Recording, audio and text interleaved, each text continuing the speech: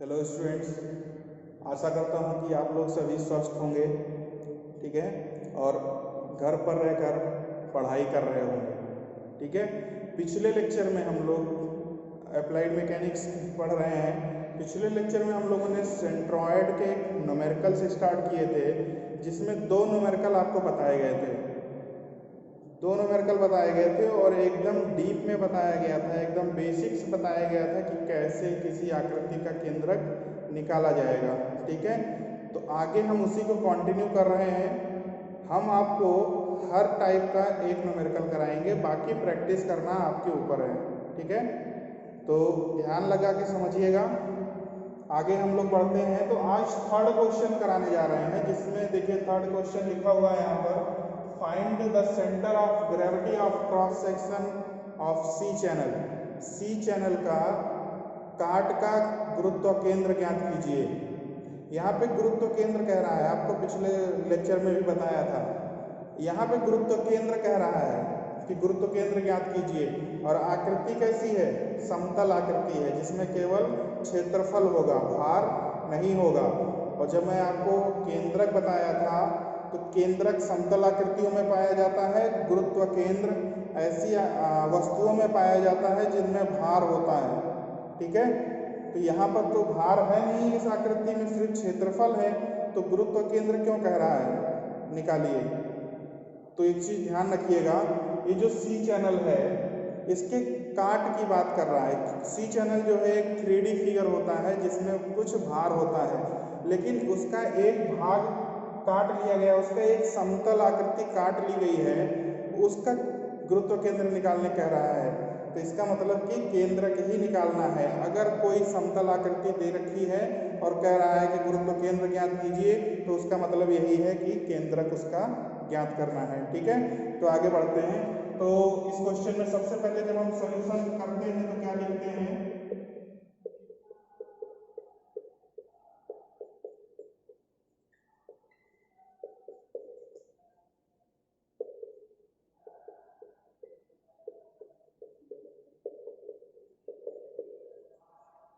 माना दी गई आकृति का केंद्रक सी ब्रैकेट में x बार कॉमा y बार है। ठीक है। केंद्रक सी है, जिसका x अक्ष से दूरी y बार है और y अक्ष से दूरी x बार है, ये हमने मान लिया।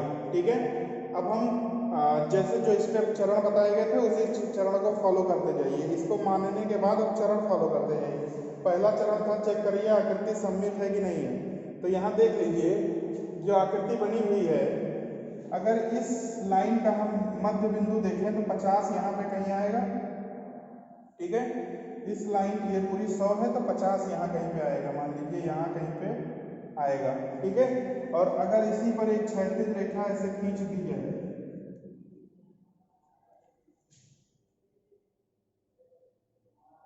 ये एक क्षैतिज रेखा खींच दी गई, तो देखिए ये भी 50 हो जाएगा, ये भी 50 हो जाएगा।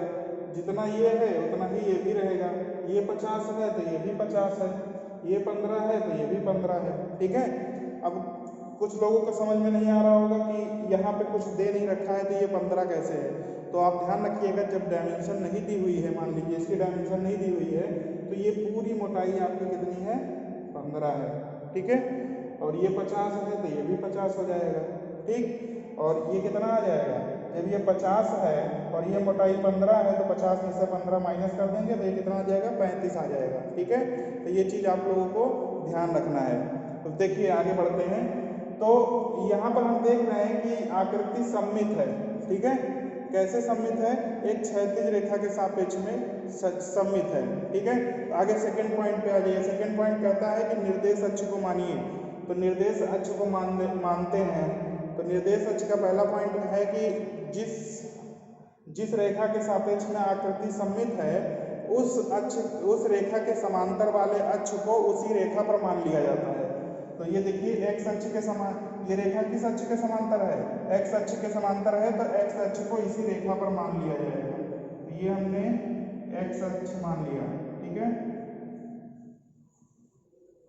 x अक्ष मान लिया। और फिर y अक्ष के सापेक्ष में सममित तो है नहीं, तो दूसरा पॉइंट यहाँ पर लगेगा।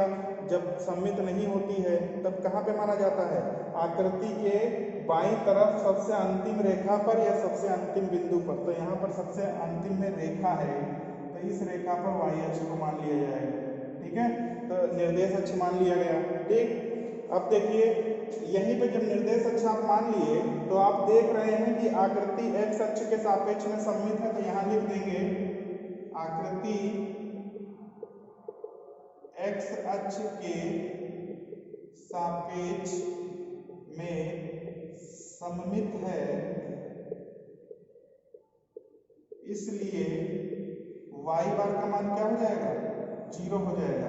इसको कैलकुलेट करने की जरूरत नहीं है, जहां पर भी आपको दिख जाए कि सममित है तो वहां पर सीधे आप बस एक्स अक्ष के सापेक्ष में सममित है तो y बार का मान 0 हो जाएगा। ठीक है, अब स्टेप थर्ड में आ जाते हैं कि दी गई आकृति को सामान्य समतल आकृतियों में बांटिए।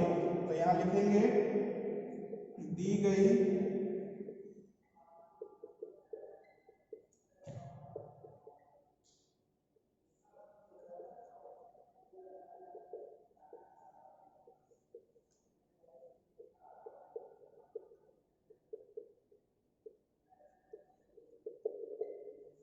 ठीक है, दी गई आकृति को सामान्य समतल आकृति में बांट रहे हैं। देखिए कैसे बांट रहे हैं, आप चाहे इस रेखा को इधर बढ़ा दीजिए, चाहे इस रेखा को ऊपर बढ़ा दीजिए, जैसा आपको सही लगे। तो हम यहाँ पर क्या कर रहे हैं, इस रेखा को इस तरह से बढ़ा दे रहे हैं और इस रेखा को भी इस तरह से बढ़ा दे रहे हैं।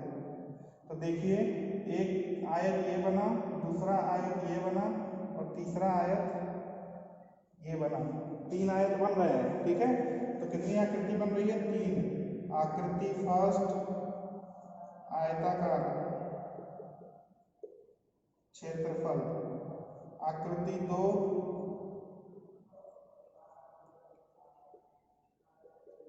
आयताकार क्षेत्रफल, आकृति 3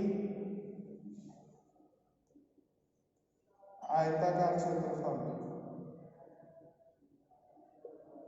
ठीक है, आप ये ध्यान रखिएगा कि इस लाइन को भी बढ़ा के किया जा सकता है, चाहे ये वाली लाइन को ऊपर बढ़ा दीजिए और नीचे बढ़ा दीजिए।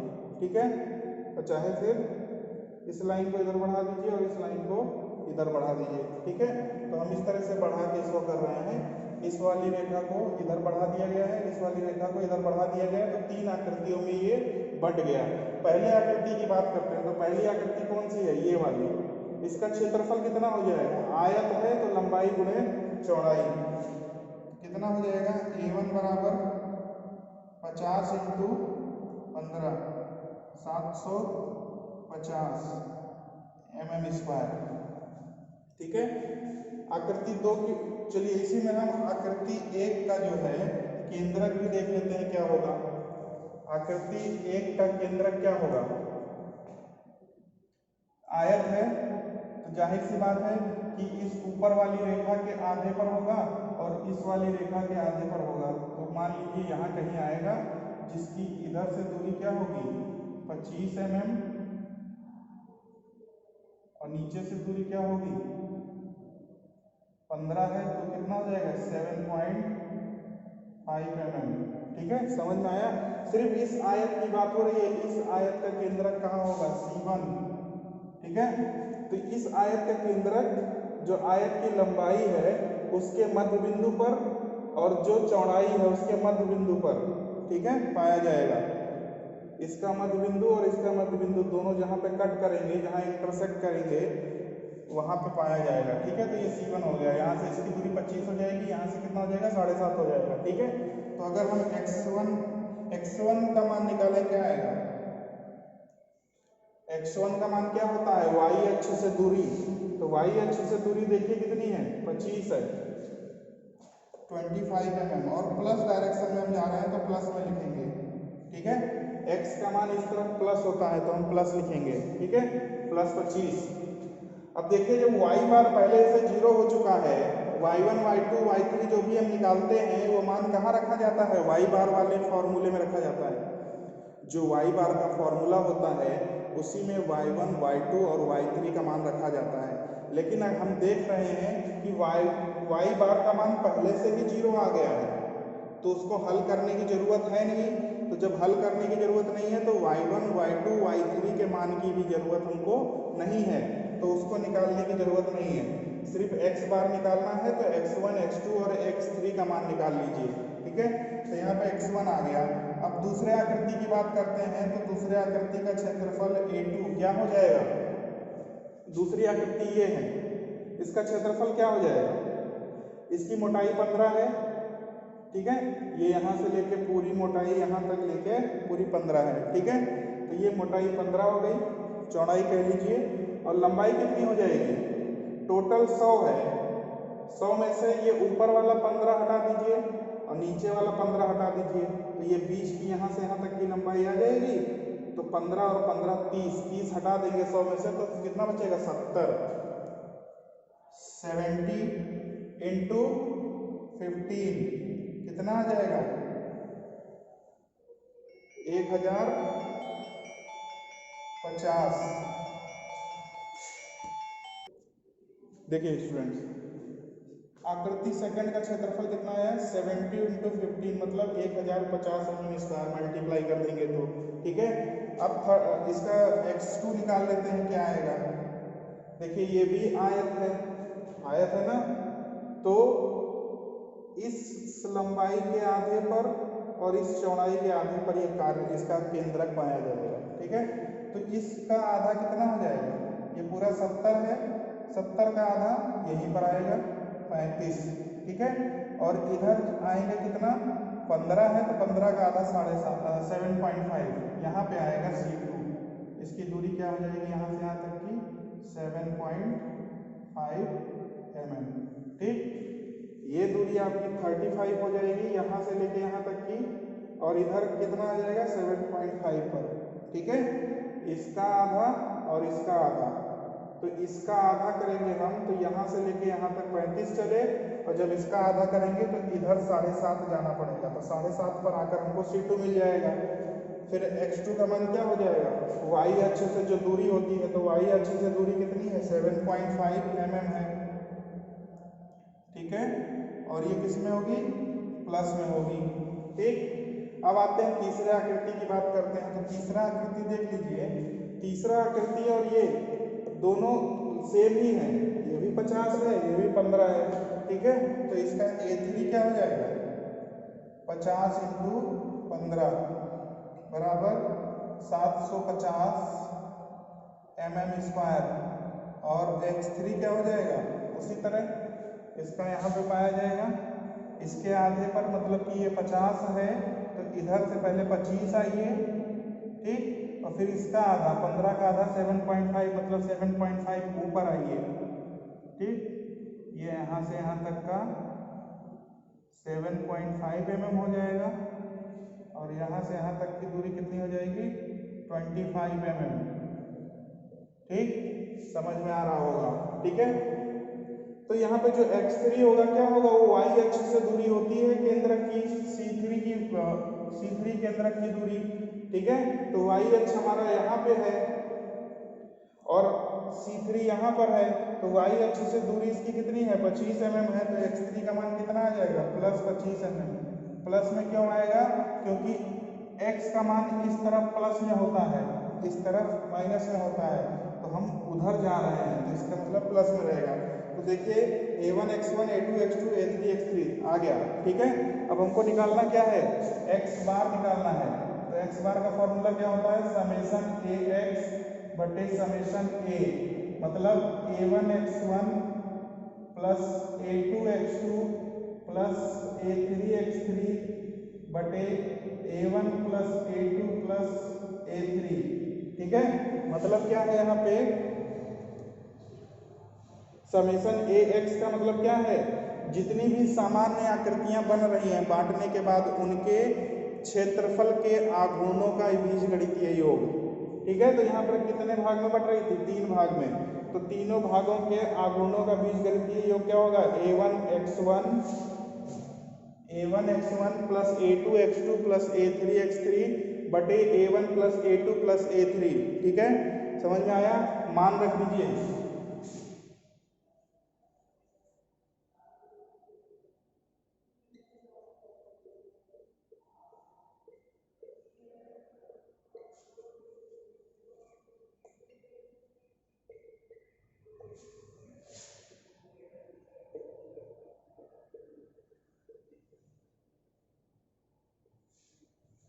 ठीक है, ये सारा मान रख दिया गया। नहीं दिख रहा है ये, तो इसको थोड़ा सा इधर कर लीजिए।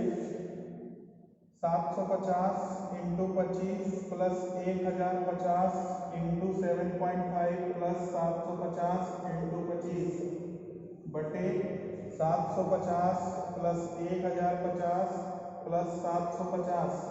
ठीक है, अब इसको कैलकुलेट करेंगे किससे? ऐसे तो कर नहीं पाएंगे, किससे कैलकुलेट करेंगे? कैलकुलेटर से करिए। कैलकुलेटर से करेंगे तो कितना आंसर आएगा? देखिए स्टूडेंट्स, इसका आंसर क्या आएगा? 17 प्लस 17.79 mm। किसका मान है? x बार का मान है। ठीक है, x बार का मान क्या आ गया? 17.79 mm।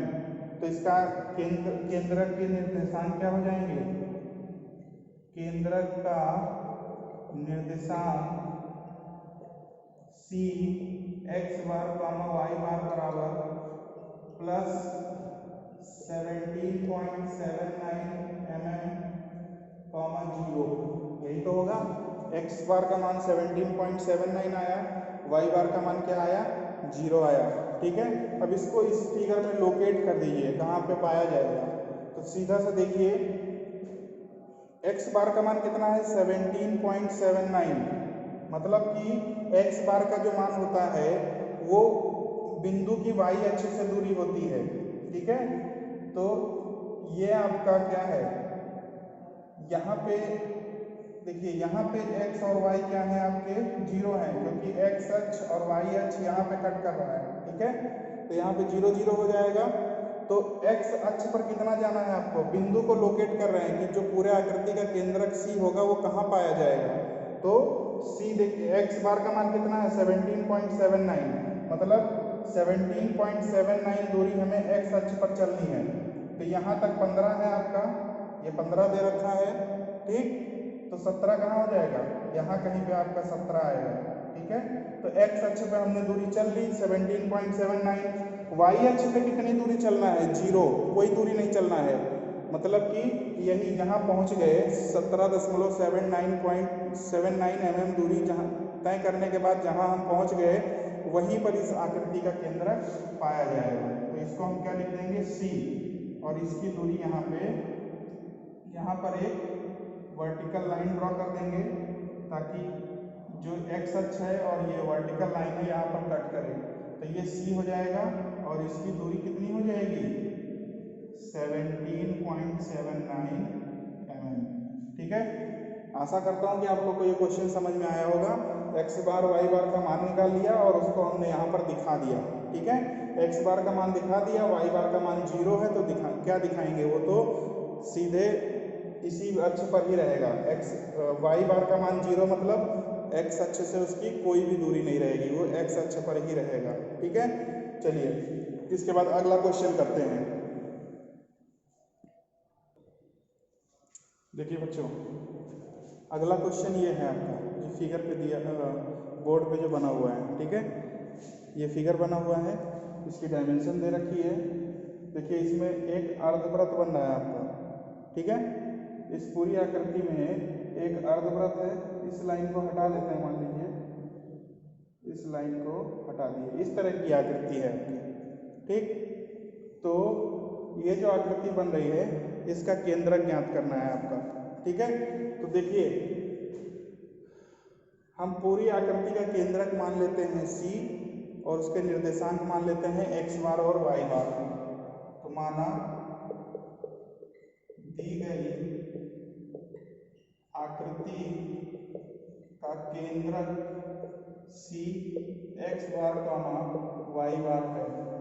ठीक है, इतना करने के बाद हम क्या करते हैं? चरण को फॉलो करते हैं, स्टेप्स को फॉलो करते हैं। तो फर्स्ट स्टेप है, चेक करिए दी गई आकृति सममित है या नहीं है, जो पहला स्टेप होता है हमारा। तो ये आकृति आप साफ साफ दिख रही है। अगर आप x अक्ष के सापेक्ष में बांटेंगे तब भी 2 बराबर भागों में बटेगी, और y अक्ष के सापेक्ष में बांटेंगे तब भी 2 बराबर भागों में नहीं बटेगी। तो इसका मतलब ये सममित नहीं है। स्टेप 2 पे आ जाइए, जिसमें हम निर्देश अक्ष मानते हैं। तो निर्देश अक्ष में 2 पॉइंट होते हैं। पहला पॉइंट सममित के लिए होता है, तो सममित है नहीं तो पहले पॉइंट पे नहीं जाना है। दूसरे पॉइंट पे आ जाइए। दूसरा पॉइंट क्या कहता है कि जो आकृति दी गई है उसके सबसे नीचे वाली रेखा या बिंदु पर एक्स अक्ष पर मान लीजिए, तो सबसे नीचे ये रेखा पाई जा रही है, तो इस पर हम मान लिए एक्स अक्ष को। और सबसे बाईं तरफ जो बिंदु है या रेखा है तो उसको वाई अक्ष मान लीजिए। तो ये सर्किल बन रहा है, एक तरह से कर्व बन रहा है, तो यहाँ पर एक बिंदु मिलेगा कहीं पे, ठीक है। यहाँ रेखा नहीं मिलेगी, एक बिंदु मिलेगा, क्योंकि ये इस तरह से बन रहा है, तो यहाँ कहीं ना कहीं एक बिंदु मिलेगा सबसे लास्ट में, ठीक है। तो इस बिंदु को टच करता हुआ, स्पर्श करता हुआ हम वाई अक्ष बनाएंगे, ठीक। और ये एक्स अक्ष को हम पीछे बढ़ा देंगे, तो जहाँ ये कट करेंगे यहाँ पे मान हमारा क्या हो जाएगा, 0 0 हो जाएगा, ठीक है। और ये हो गया हमारा वाई अक्ष। निर्देश अक्ष हमने मान लिए। अगला स्टेप क्या कहता है, दी गई आकृति को सामान्य समतल आकृतियों में बांटिए। तो ये आकृति दी हुई है, इसको सामान्य समतल आकृति में बांटिए। अगर हम यहाँ पर ऐसे डॉटेड लाइन खींच दें तो ये एक अर्धवृत्त मिल रहा है, ठीक है। ये पूरा एक आयत मिल रहा है और एक त्रिभुज मिल रहा है, ये पूरा एक त्रिभुज है, ठीक है। ये बीच में डॉट लाइन है तो 2 त्रिभुज मानने की जरूरत नहीं है, पूरा एक त्रिभुज है। और किस तरह का त्रिभुज है ये, देखिए यहाँ पे जो ये लाइन दिखाई गई है, जो इसके शीर्ष है, इधर से भी 25 पर है, इधर से भी 25 पर है, मतलब कि दोनों तरफ से 25 पर है। तो इसका मतलब इस रेखा के सापेक्ष में ये सममित है। जो त्रिभुज है आपका, इस रेखा के सापेक्ष में जो ये डॉट लाइन दिख रही है, उसके इधर वाला भाग और उसके उधर वाला भाग दोनों आपस में क्या है, बराबर हैं, ठीक है। तो इसका मतलब ये सममित है, ठीक है। तो ये ध्यान रखना है, क्योंकि उसी हिसाब से इसका केंद्रक ज्ञात करना पड़ेगा, ठीक है। तो यहाँ पे लिखेंगे दी गई आकृति को सामान्य समतल आकृति में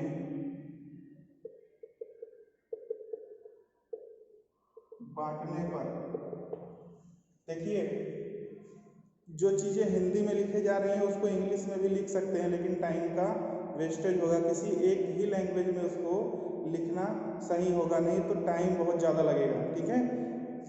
तो यहाँ पे जो हम क्या कर रहे हैं, divide the given figure into common regular figures, common plane figures, ठीक है। तो इस जो आकृति दी गई थी, जो गिवन फिगर था, उसको हमने क्या कर दिया, डिवाइड कर दिया। किसमें, जिन आकृतियों का हम केंद्रक पहले पढ़ चुके हैं, जो कॉमन प्लेन फिगर्स से सामान्य समतल आकृति थी, उनमें हमने बांट दिया, ठीक है। तो ये हो गया।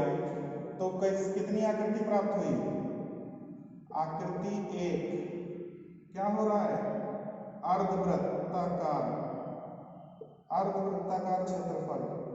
आकृति 2 त्रिभुजा आयताकार,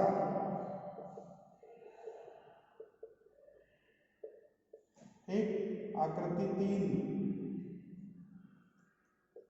त्रिभुजाकार क्षेत्रफल। 3 आकृति मिल रही है ना हमको, तो तीसरी आकृति कैसी हो गई, त्रिभुजाकार क्षेत्रफल हो गया, ठीक। अब क्या करना है, तीनों का क्षेत्रफल निकाल लीजिए, तीनों के केंद्रक की दूरी निकाल लीजिए और उसको x बार और y बार के फॉर्मूले में रख दीजिए। इतना सिंपल सा काम करना है, ठीक है। तो देखिए अर्धवृत्त का अगर हम क्षेत्रफल निकालें A1 तो क्या हो जाएगा, पूरे वृत्त का क्षेत्रफल होता है पाई आर स्क्वायर, तो अर्धवृत्त का क्या हो जाएगा, पूरे वृत्त का पाई आर स्क्वायर, तो उसका आधा कर दीजिए, मतलब 2 से भाग कर दीजिए, तो उसका आधा आधे वृत्त का हो जाएगा। इस आधे वृत्त की त्रिज्या क्या होगी, त्रिज्या क्या होगी इसकी, ये पूरा जो है इसका व्यास कहलाएगा, और ये कितना दे रखा है 50, तो 50 का आधा 25, त्रिज्या हो जाएगी कितनी 25, पाई इंटू 25 का स्क्वायर बटे 2। इसको कैलकुलेटर से सॉल्व कर लेंगे, ठीक है। कितना आएगा, अभी सारी वैल्यूज मैं नोट कर दूंगा, ठीक है। A2 की बात करते हैं, कैसे निकलेगा, ये कैलकुलेटर से सॉल्व करना है, कर लेंगे, ठीक है। A2 की बात करते हैं, A2 क्या आएगा, इस आयताकार क्षेत्रफल की बात हो रही है, तो ये आयत का देखिए, आयत की लंबाई कितनी है 100 है और चौड़ाई कितनी है 50 है, तो 100 गुणे 100 इंटू 50 मतलब 5000 mm²। ठीक, A3 में आ जाइए। त्रिभुज का क्षेत्रफल क्या होता है 1/2 इंटू आधार। तो इस त्रिभुज का आधार क्या है, यहीं से यहाँ तक है ना। आधार क्या होता है, जिस पर त्रिभुज खड़ा हो सके, तो इसी बेस पर तो है। तो ये पूरा बेस कितना है 25 और 25 50 इंटू हाइट कितनी है इसकी त्रिभुज की 50। ठीक, तो कितना हो जाएगा 50 और 50 कितना हो गया 2500 2500, और उसको 2 से डिवाइड कर देंगे तो कितना आ जाएगा 1200 1250 mm²। यही आएगा। 50 और 50 का मल्टीप्लाई करेंगे तो 2500 आएगा। 2500 को 2 से डिवाइड कर देंगे तो 1250 mm² आ जाएगा। ओके फाइन, चलिए आगे बढ़ते हैं। अब केंद्रक की दूरियां निकालनी है, मतलब कि पहले वाले फिगर का केंद्रक कहाँ होगा, दूसरे वाले फिगर का केंद्रक कहाँ होगा, तीसरे वाले फिगर का केंद्रक कहाँ होगा। तो ध्यान करिए कि जो आपका अर्धवृत्त था उसका केंद्रक कहाँ पाया जाता था। अगर ये अर्धवृत्त था तो इसका केंद्रक कहाँ पाया जाता था, जो वृत्त का केंद्र होता था उससे 4r/3π दूरी पर पाया जाता था। ध्यान होगा सभी को, जो वृत्त का केंद्र होगा उससे 4r/3π पर पाया जाएगा, इसके ऊपर।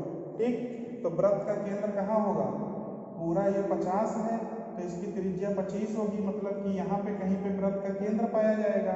और इस केंद्र से इधर C1 होगा जिसकी दूरी क्या होगी 4r/3π। लेकिन हमको निकालना क्या है, y अक्ष से दूरी निकालना है, मतलब ये वाली दूरी निकालना है x1।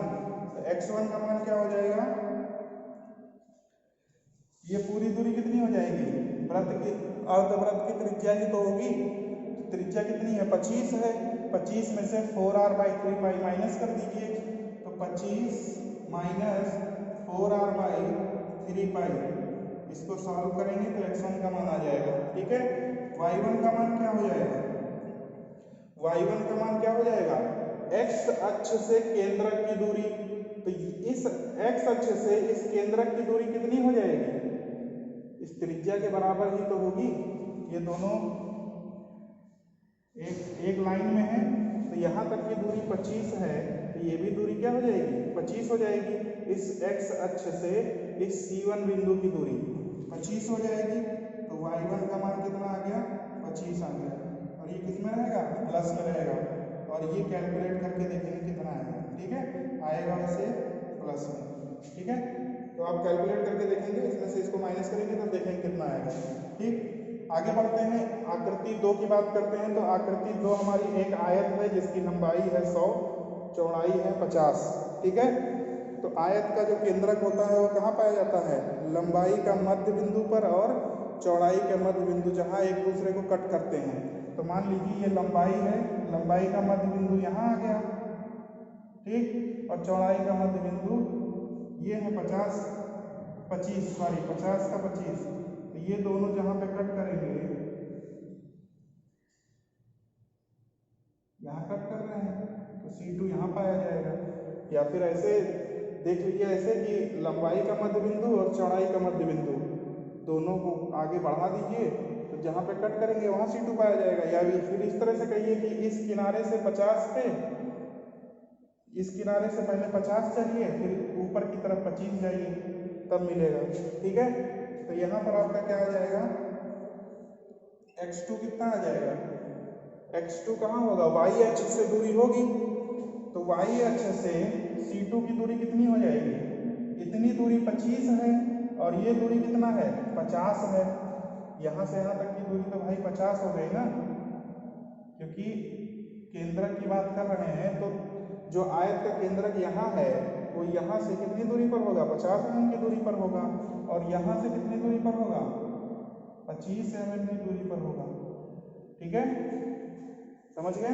क्योंकि भाई आप जानते ही हैं लंबाई के आधे पर होता है और चौड़ाई के आधे पर होता है, तो यहाँ पाया जाएगा। ठीक, तो x2 का मान कितना आ गया, यहाँ से यहाँ जाना है तो ये तो 50 है यहाँ से यहाँ तक की दूरी, और यहाँ से यहाँ तक की क्या है, वृत्त की त्रिज्या है 25, तो 25 प्लस 50 कितना हो गया 75 mm। x2 का मान आ गया 75 mm। y2 का मान कितना आएगा 25 mm। ठीक, प्लस में y2 का मान 25 क्यों आएगा, x अक्ष से इसकी दूरी, तो x अक्ष से इसकी दूरी कितनी है 25 mm। ठीक, अब तीसरे आकृति में आ जाते हैं, त्रिभुज की बात करते हैं। तो त्रिभुज की बात भाई देखिए क्या होगा, ये त्रिभुज है आपका सममित त्रिभुज है, हमने बता दिया सममित क्यों है, क्योंकि इधर से भी जो इसका शीर्ष है इधर से भी 25 पर है और इधर से भी 25 पर है। ठीक है, तो सममित हो गया, मतलब कि ये जो रेखा है इसको दो बराबर भागों में बांट रही है। तो सममित त्रिभुज का जो केंद्रक होता है वो जिस रेखा के सापेक्ष में त्रिभुज सममित है उसी रेखा पर आधार से h/3 पर पाया जाता है। तो आधार ये है और इसका h/3 मतलब यहाँ पे पाया जाएगा C3। तो इसकी हाइट क्या हो जाएगी, h/3 का मतलब h का मान 50 है, हाइट का मान 50 है, तो 50/3। ठीक, तो अब निकालेंगे हम x3 और y3। x3 का मान y अक्ष से माना जाता है, तो यहाँ से लेके यहाँ तक का मान कितना हो जाएगा x3 हो जाएगा। तो किसके बराबर होगा, देखिए यहाँ से यहाँ तक का मान कितना है 25 है। देखिए पूरा हम x3 का मान कैलकुलेट कर रहे हैं, कैसे कैलकुलेट होगा, यहाँ से यहाँ पे आए तो 25 mm की दूरी तय करनी पड़ी, फिर यहाँ से यहाँ पर आए तो 50 mm की दूरी तय करनी पड़ी, तो 25 और 50 कितना हो गया 75 हो गया, और फिर यहाँ से यहाँ आए तो कितना तय करना पड़ा 25 mm, मतलब 75 था 25 और जोड़ दीजिए उसमें 100 mm हो गया। इस तरह से निकाल लीजिए, या फिर सीधा देखिए यहाँ से लेके यहाँ तक की लंबाई कितनी है, ये 100 है और ये 25 है, तो 125 हो जाएगा। 125 में से ये 25 माइनस कर दीजिए, तो 125 में से 25 माइनस कर देंगे तो ये दूरी आ जाएगी। ठीक है, तो 125 माइनस 25 बराबर 100 mm। ओके, ठीक है, आगे बढ़ते हैं। देखिए y3 का मान निकालते हैं, तो y3 का, ठीक है, वर्टिकल लाइन आपकी हो गई। अब बात करते हैं y अक्ष पर कितनी दूरी तय करनी है हमको, y अक्ष पर कितना करना है 32.20। तो इतनी दूरी यहाँ से लेके यहाँ तक की दूरी कितनी है 25 है।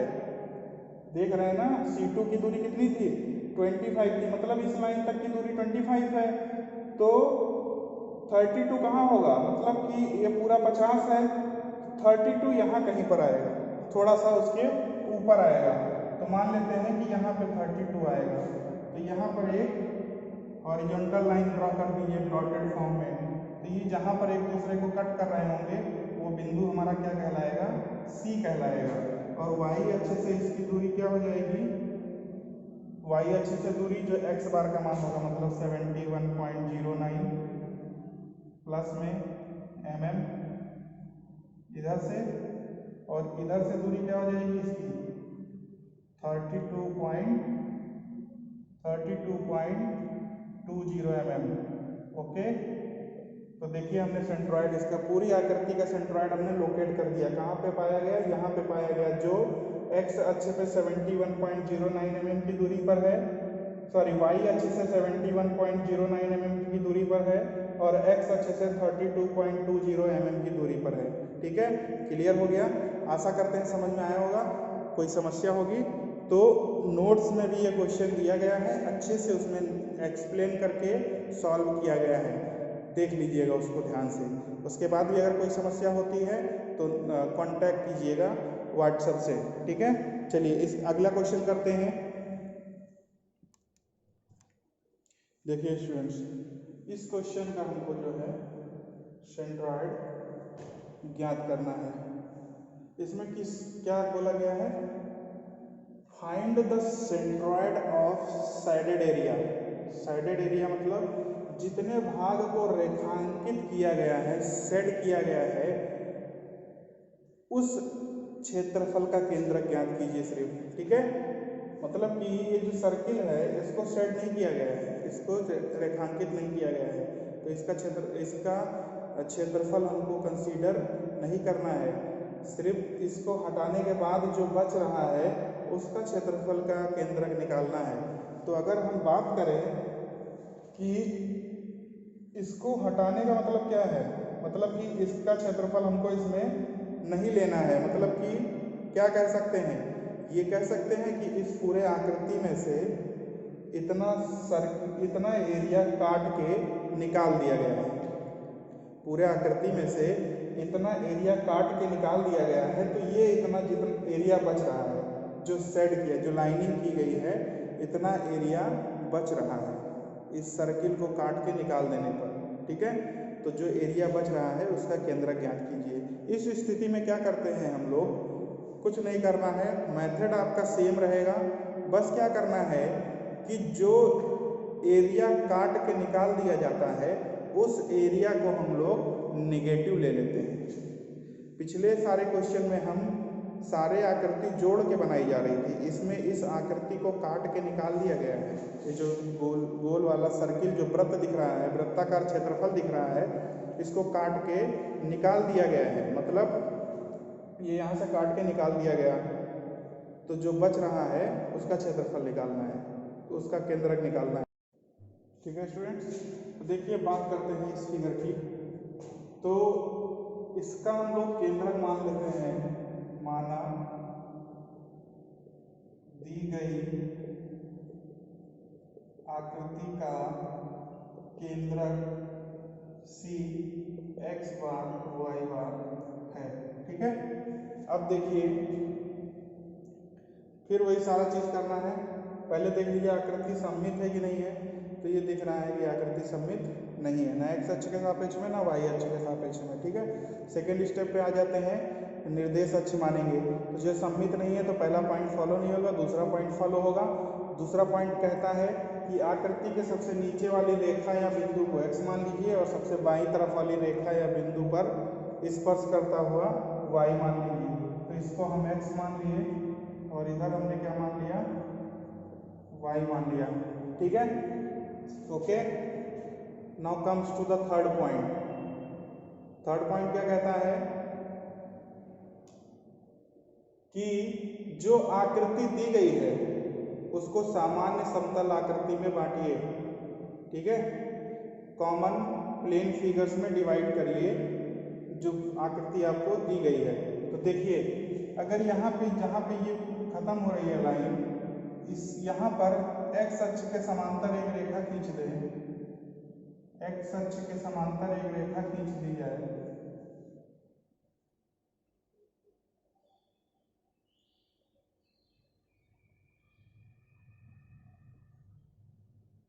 यहाँ पर मिलेगा। ठीक है, x अक्ष के समांतर अगर हम एक रेखा खींच दें तो यहाँ पर मिलेगी, ये जो यहाँ पे 50 दिखाया गया है। ठीक, ये मिलेगा आपको। उसके बाद तो जब ये दो फिगर बन गए, एक हमारा त्रिभुज बन गया और नीचे वाला एक क्या बन गया, ये आयत बन गया, और एक तीसरा हमारा क्या है, वृत्त है। तीन आकृति बन रही है।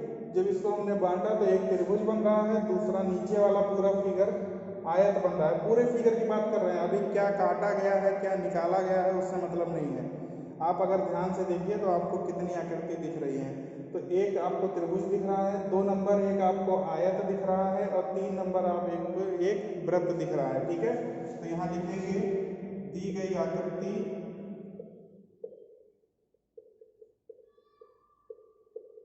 को सामान्य समतल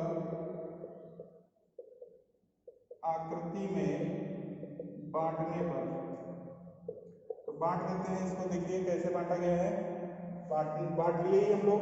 तो ये आकृति फर्स्ट यहाँ लिखेंगे, आकृति फर्स्ट त्रिभुजाकार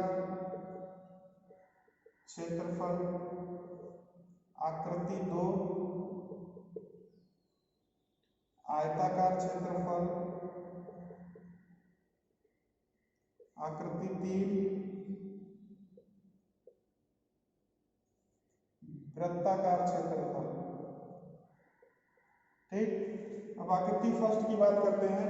तो आकृति फर्स्ट का क्षेत्र त्रिभुज है, तो त्रिभुजाकार क्षेत्रफल है, तो A1 का मान आएगा 1/2 इंटू आधार। त्रिभुज का आधार तो यही होगा, इसका मान कितना है 150 है, और इंटू ऊंचाई, ऊंचाई कितनी है 50 है। अभी आंसर सबका लिख देंगे, पहले आप देख लीजिए कैसे करना है। अब x1 का मान निकालिए और y1 का मान निकालिए। ठीक है, तो x1 y1 किसकी बात हो रही है, किस वाले फिगर की बात हो रही है। ठीक, तो हम लोगों ने पढ़ा था कि ये देखिए यहाँ पे 90 डिग्री का कोण बन रहा है, तो ये समकोण त्रिभुज कहलाएगा, राइट एंगल ट्रायंगल। और राइट एंगल ट्रायंगल में क्या होता है, बेस से इसका ये जो ऊंचाई है इसका h/3, और ये जो ये है ये वाली ऊंचाई है, इससे इस आधार के h/3 पर ये पाया जाता है। मतलब कि ये कहीं यहाँ पे पाया जाएगा, जो क्या होगा, इसका मान यहाँ से होगा 50/3, और इधर से इसका मान कितना होगा 150/3। समझ में आया, मतलब आधार से कितनी दूरी पर होगा, जो इसकी ऊंचाई होगी उसका 1/3 पर, और ऊंचाई वाली रेखा से कितनी दूरी पर होगा, जो इसका आधार होगा उसका 1/3। ठीक है, तो अब यहाँ पर हम x1 का मान निकाल लें, क्या आएगा। देखिए x1 क्या होता है, y अक्ष से दूरी होती है, तो यहाँ से लेके यहाँ तक की दूरी की बात हो रही है, तो टोटल दूरी आपकी 150 है। टोटल दूरी 150 है, 150 में से ये वाली दूरी माइनस कर दी जाए, 150/3 जो दूरी आ रही है इसको घटा दें तो आ जाएगा आपका। ठीक है, 150/3 अगर हम घटा देंगे तो यहाँ से लेके यहाँ तक की दूरी आ जाएगी। अब y1 की बात करते हैं, तो y1 क्या आएगा, x अक्ष से दूरी, यहाँ से लेके यहाँ तक की दूरी, तो यहाँ से यहाँ तक की दूरी 100 है, और 100 में ये 50/3 जोड़ दें तो उस बिंदु तक पहुँच जाएंगे। तो 100 प्लस 50/3, यहाँ से y1 का मान आ जाएगा। ठीक, अब आते हैं दूसरे आकृति पर। दूसरा आकृति आयत है, आयत तो बहुत सिंपल होता है। A2 का मान क्या आ जाएगा, लंबाई गुणा चौड़ाई, मतलब कि 150 इंटू 100। ठीक है, 150 इसकी लंबाई है, चौड़ाई 100 है, तो टोटल कितना हो जाएगा 150 इंटू 100 मतलब 15,000 mm²। अब x2 और y2 का मान निकाल लीजिए। आयत का केंद्रक भी बहुत सबसे आसान होता है, इसको हम क्या लिख सकते हैं C1। आयत का केंद्रक भी सबसे आसान होता है, क्या होता है, इसमें एक चीज और ध्यान रखिएगा, ये दूरी दे रखी है 50। ठीक है, ये दूरी आपको दे रखी है 50, मतलब कि जो आपका सर्किल दिया हुआ है, सर्किल का केंद्र जो है इधर से 75 mm पे है और इस अक्ष पे 50 mm पर है। ठीक है, ये ध्यान थोड़ा छूट गया था, ध्यान रखिएगा। तो चलिए बात करते हैं, x2 का मान निकालते हैं। तो x2 का मान अगर हम आयत 2 का मतलब हम सेकंड वाले फिगर की बात कर रहे हैं, आयत की बात कर रहे हैं, तो x2 क्या हो जाएगा, आयत का केंद्र कहाँ पाया जाएगा, इसका आधा मतलब 75 पर, और इसका आधा मतलब 50 पर। तो 75 आएंगे तो यहाँ पहुँचेंगे, और 50 ऊपर जाएंगे तो यहीं पर पहुँच जाएंगे, मतलब C2 भी यहीं पर होगा, C2 आपका यहाँ पे होगा। तो x2 का मान क्या हो जाएगा, y अक्ष से इस C2 की दूरी 75 mm,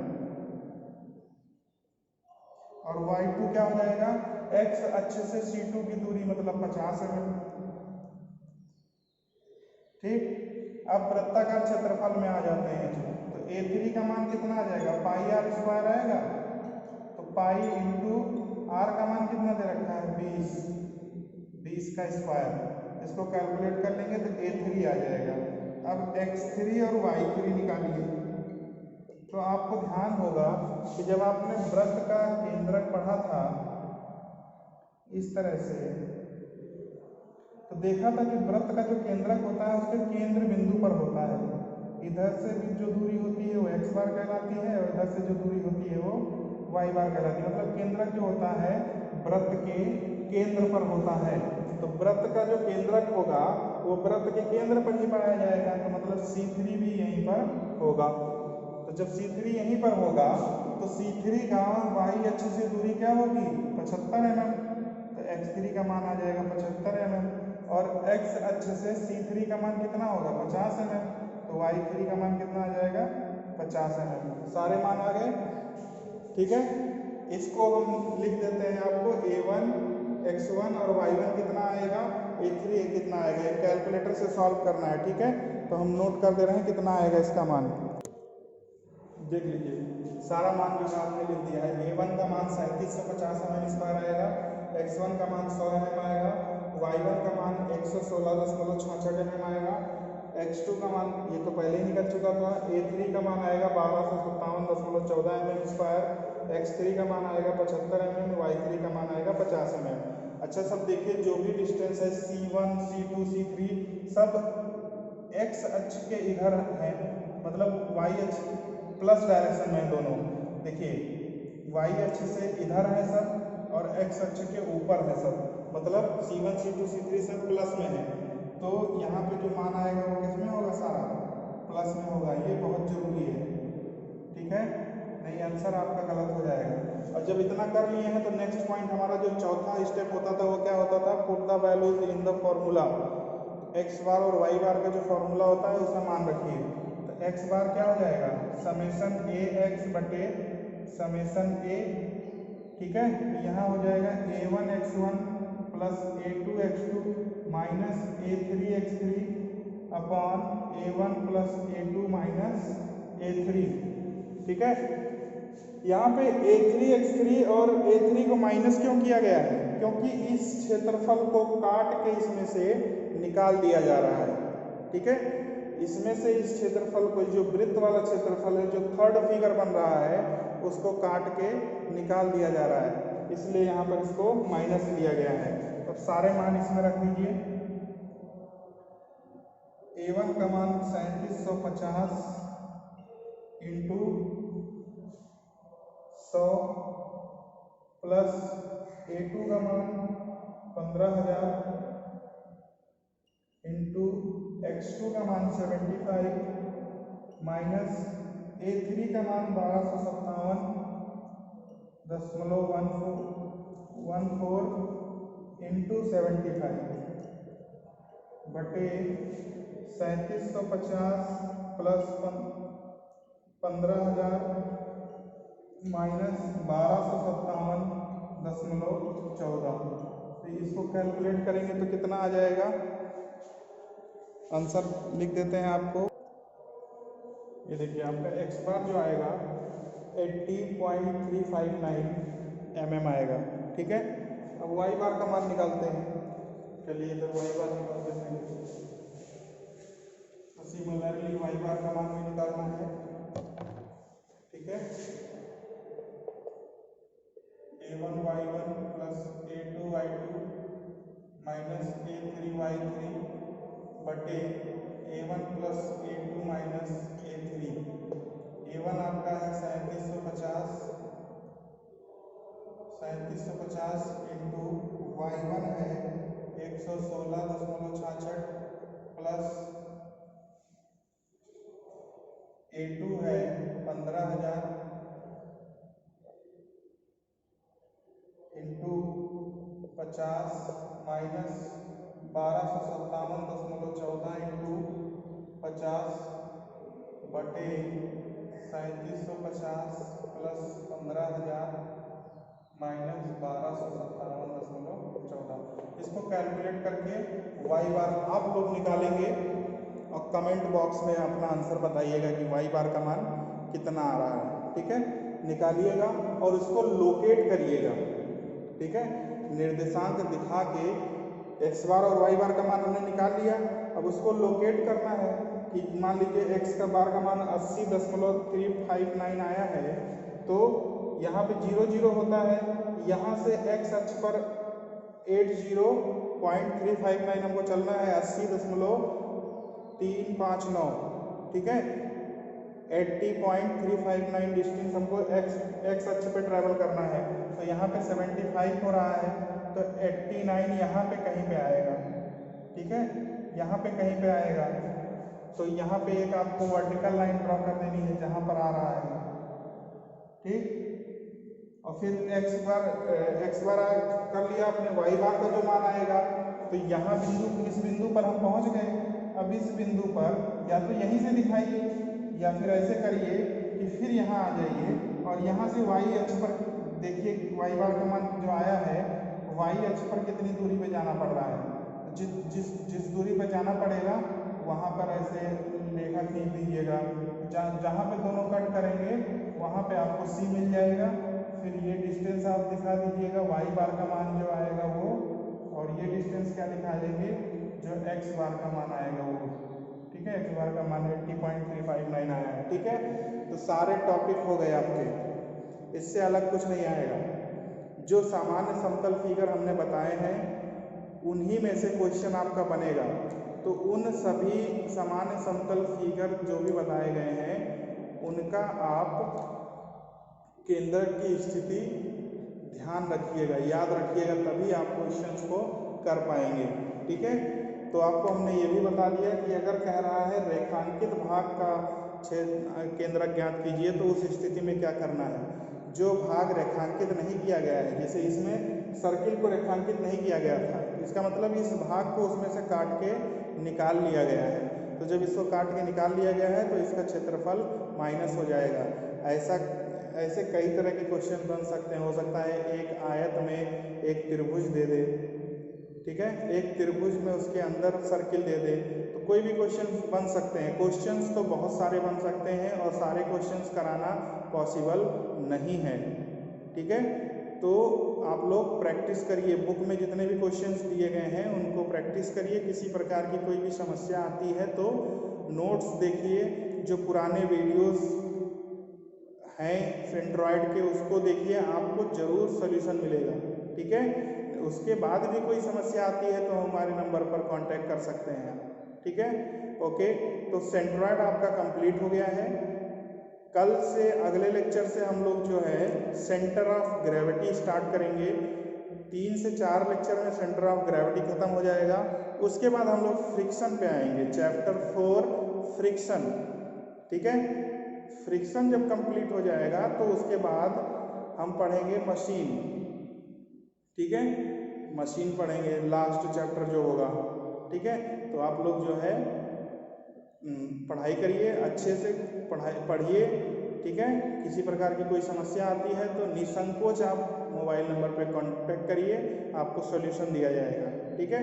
ये नोट्स आपको कल या परसों में 1-2 दिन में, इस वीडियो के अपलोड होने के 1-2 दिन में जो है आपको इसी वीडियो के लिंक में मिल जाएगा। Okay, thank you.